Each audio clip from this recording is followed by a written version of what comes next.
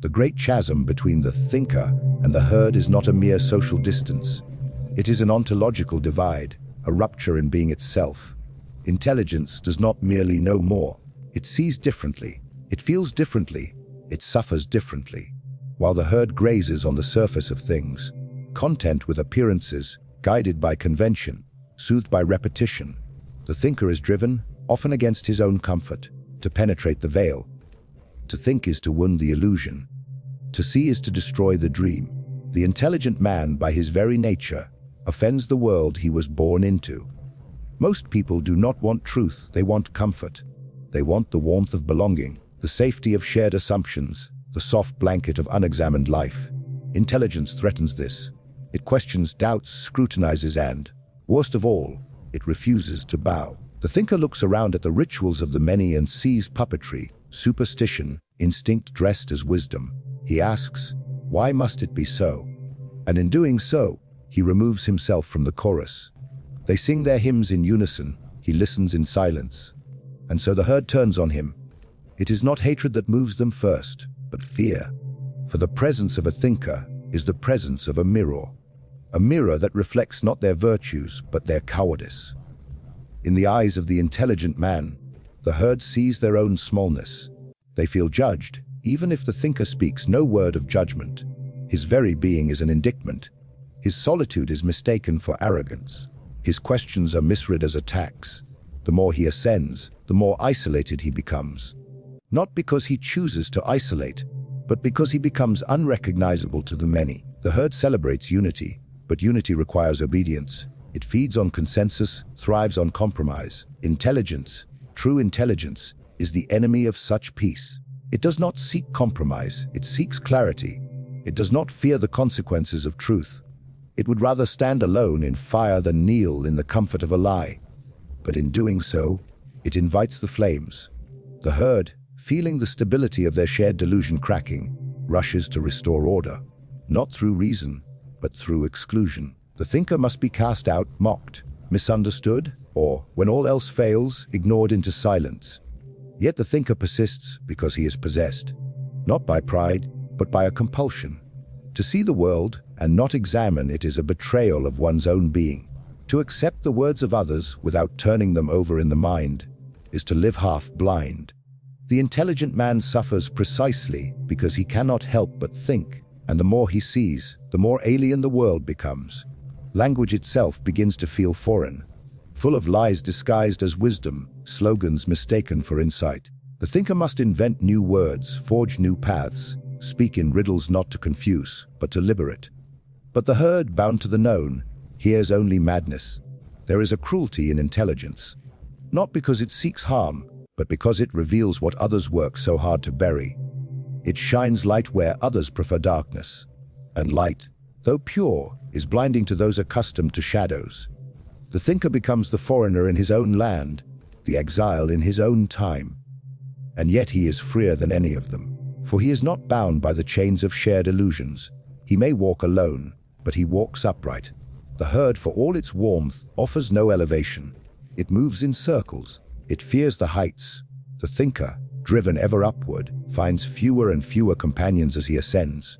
Conversation gives way to monologue, and monologue to silence, not because he disdains others, but because so few can follow. The air grows thinner at the peaks, and the intelligent man must breathe alone. To rise is to detach. There is no true elevation without separation, no summit without solitude. The one who seeks to transcend the ordinary must, by necessity, leave behind the company of the many. It is not hatred of others that drives this withdrawal. It is the inescapable logic of ascent. Just as the eagle soars alone while the flock flutters below, the mind that hungers for the heights must abandon the comforts of the familiar. The climb demands silence. It demands distance. It demands the shedding of all that is unnecessary, including the illusion of companionship. Isolation is not a retreat, it is a refinement. In the solitude of the heights, the self is forged anew. Surrounded by noise, the soul forgets itself. Surrounded by affirmation, the thinker risks dissolving into the expectations of others. It is only in withdrawal that one can hear the quiet voice beneath the voices, the one that speaks not from habit or fear, but from the depths of one's being. The world shouts its truths from every direction. Solitude whispers something deeper. Only the isolated hear it clearly. The masses understand nothing of this sacred withdrawal. They see solitude and cry, despair. They see silence and declare, madness. But theirs is the loneliness of those who cannot bear their own thoughts. The intelligent man does not flee from people. He is simply pulled by something greater than people. He does not reject the world out of disdain, but because he seeks a world not yet born, a reality not found in the market or the square, but in the barren landscapes of the soul. The path to inner sovereignty is not marked by applause, but by echoes. What is called isolation is in truth a crucible. In it, the thinker is purified. The distractions fall away.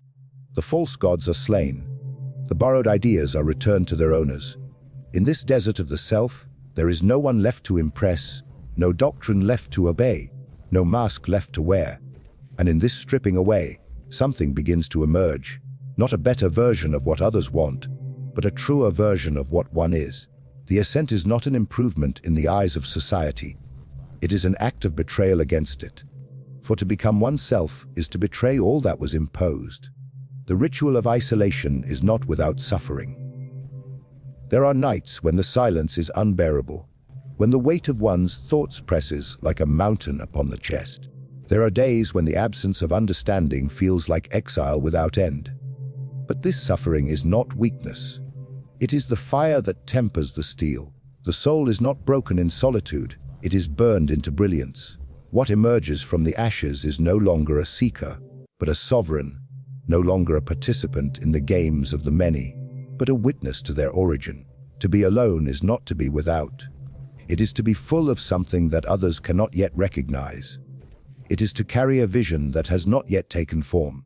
The thinker walks through a world that does not see what he sees, does not fear what he feels, does not fear what he fears. He walks as one bearing a secret that cannot be spoken, only lived. This burden isolates him, but it also frees him, for he no longer seeks permission to exist. He no longer begs for understanding. He is the measure of his own meaning. The world demands conformity, and it rewards those who obey with companionship, comfort, and applause. But the intelligent man cannot bend without breaking. He walks a path that grows narrower the higher it rises, until only one can walk it. The higher he climbs, the more he must let go. Of friends, of approval, of everything that once felt like home. It is a sacred abandonment, a necessary exodus. For nothing new is born where everything remains the same. The summit does not allow the weight of the village to be carried along. One must leave it behind, or not ascend at all. Those who never leave the ground do not understand the hunger for the sky. They speak of isolation as a sickness. But the thinker knows it is initiation. The silence he endures is not the void, it is the womb. The pain he feels is not death, it is the stretching of wings. The stillness is not emptiness, it is the moment before flight. To see clearly is not a gift, it is a sentence. The mind that pierces through illusions does not rest, it wrestles. It wrestles with truth, with suffering, with the unbearable weight of reality stripped of its consolations. The intelligent man is not tormented because he is fragile, but because he is cursed with the capacity to see what others refuse to acknowledge. He walks through a world clothed in delusion, and his eyes cannot close. Where others see order, he sees the scaffolding of lies. Where others find comfort in tradition, he sees the cowardice of repetition. His clarity isolates him, not because it is unwanted, but because it is dangerous. Those who see little sleep well. They dream in the boundaries of the known, never disturbed by the tremors beneath the surface.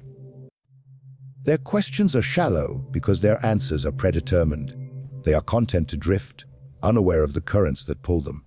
But the thinker sees too much. He sees the machinery behind morality, the fear behind faith, the compromise behind civility.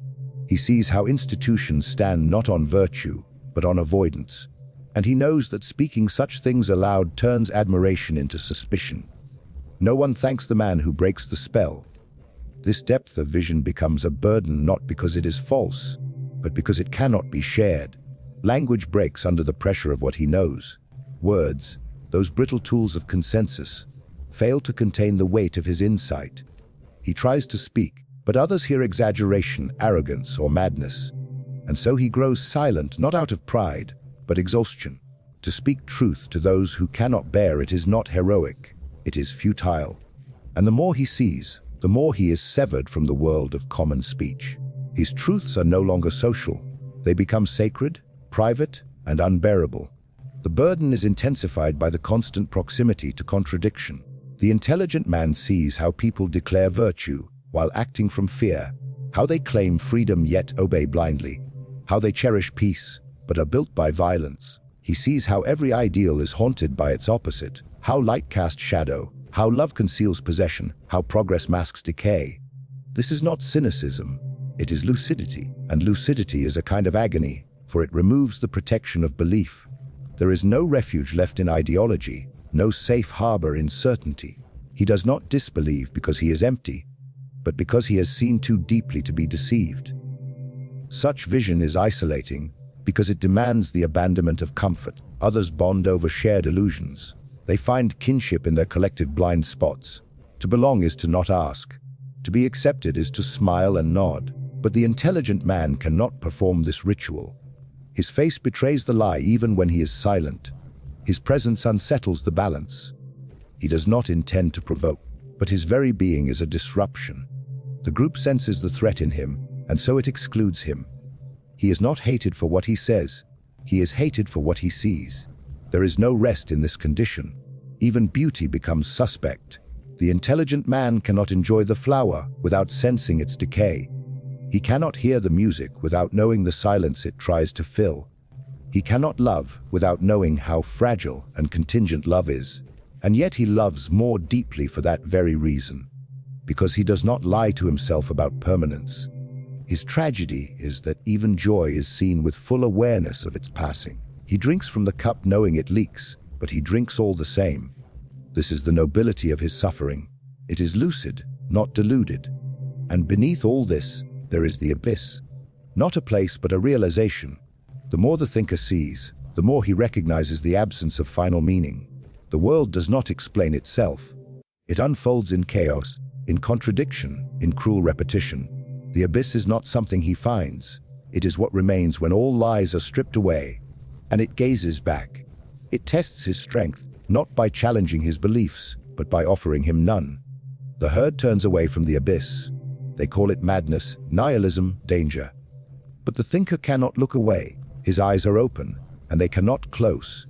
This is the burden of seeing too much. It is not darkness. It is too much light. It blinds not because it is false, but because it is mercilessly true. The intelligent man walks alone, not because he prefers solitude, but because no one else dares to look where he must look. The exceptional man is not despised because he is wrong, but because he is right in a way that wounds. His brilliance is not rejected for its inaccuracy, but for its intensity. Mediocrity does not persecute what it does not understand. It persecutes what it half understands, what it vaguely recognizes as a threat, what it sees as a mirror revealing its own insufficiency. The intelligent man becomes a living indictment of the average. He does not need to speak for his presence alone to condemn. He is what they are not. He reminds them of everything they have failed to become, and this is an unforgivable offense. The masses have always moved as one, not because they are united by greatness, but because they are held together by the inertia of sameness. The average seeks the average. The common man fears the one who dares to rise above, who refuses to nod along, who lives not by consensus, but by his own inner law. This refusal is intolerable. It threatens the fragile illusion that life must remain as it is. It suggests that obedience is not necessity but choice, and that mediocrity is not fate but submission. The exceptional man, simply by being, exposes the cowardice of the crowd. What the crowd cannot dominate, it must distort. The intelligent man is thus ridiculed, caricatured, and minimized, not because he is foolish, but because he is uncontainable. His thought cannot be absorbed into slogans. His vision cannot be flattened into social norms. He is too large for their categories, too wild for their structures, and so they reduce him, call him mad, arrogant, or dangerous, not for what he does, but for what he represents. a rupture in the order they cling to.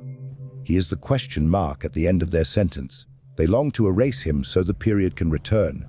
The hatred of mediocrity is a defense mechanism. It masks itself as morality, as tradition, as duty. But beneath all its masks is envy. Not envy of possessions or achievements, but envy of essence. The average man envies the clarity of thought he cannot reach, the strength of will he cannot summon, the freedom he cannot endure. And so he clings to rules, to hierarchy, to collective identity, not to uplift himself, but to level the exceptional. He builds systems not to nurture genius, but to bury it. The higher one rises, the more hands reach up, not to applaud, but to pull him down. And yet, the exceptional man does not seek this conflict. He does not hate the crowd. He simply does not belong to it.